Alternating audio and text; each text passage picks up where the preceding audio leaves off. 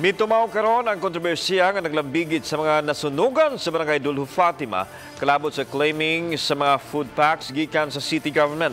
Giklaro hinuon sa tagduma sa barangay mayor's office nga way pamulitika sa mga hitabo. Si Nico Sereno sa report.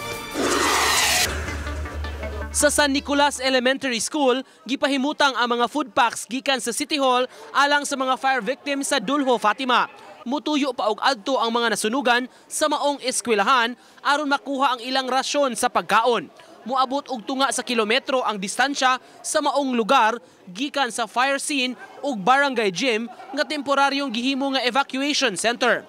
Sa interview sa GMA News sa telepono kang Kapitan Elmer Abella, iyang panghinaot nga unta didto na lang sa gym ang pagpang-apod-apod sa pagkaon.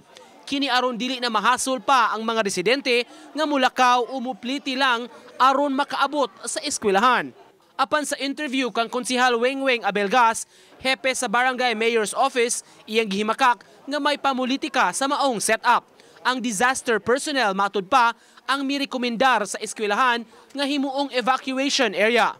So kami, nag-assist kami sa DSWS. Kuwasan mi ng lista nga kami magbuot. Okay. Ang taga-DS, magiagad. Mas hanay ba sila? Kay crowded mo kayo dito. Congested kayo ang kuha dito.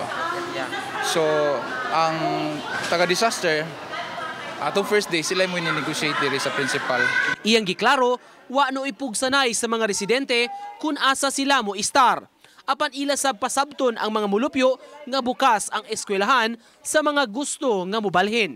Upat ka classroom sa eskwelahan ang gigamit nga evacuation center. Daghang kami bata oh. Malin lang mi dire pag ingon sa DS babalinon min malin lang mi.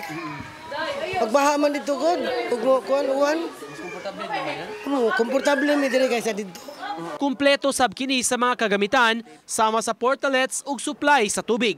Kaganiha, ang taga City Health Department mikuha og water sample sa tubig aron masiguro nga luwas kini. Nag-water sampling mi to verify kung safe bang lang source sa water ang gikuan sa government. So may bawaan ni ato ning laboratory kung positive ba sa fecal contamination or wala. Nagmisting sab sila sa palibot agi og proteksyon sa mga residente batok sa mga lamok nga magdala sa mga sakit. Nico Sereno, Balitang Bisdak.